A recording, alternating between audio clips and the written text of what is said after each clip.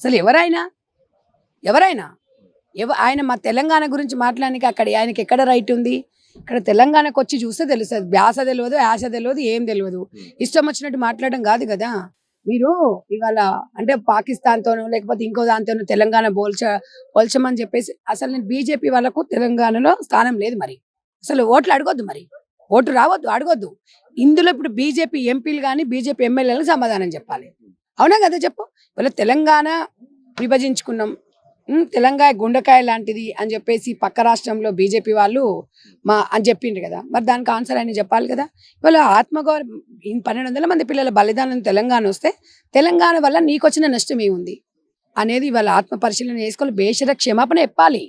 ఎందుకంటే ఇలా వంట వార్పు కానీ, మన రైలు రోకో కానివ్వండి, ఇన్ని కార్యక్రమాలు మహిళలము, చిన్నపిల్లలు స్కూల్స్ నుంచి ఇవాళ పెద్ద ఎత్తున ప్రజా సంఘాల నుంచి, గవర్నమెంట్ నుంచి ప్రత్యేక తెలంగాణ తెచ్చుకోవాలనుకున్నాం. కానీ ఇవాళ తెచ్చుకున్న తర్వాత మనం విభజన అయిపోయి దాదాపు 12 సంవత్సరాలు 13 సంవత్సరాలు అవుతుంది. ఇప్పుడు ఆ మాటలు మాట్లాడితే దేనికి సంకేతం అనేది ఉండాలి.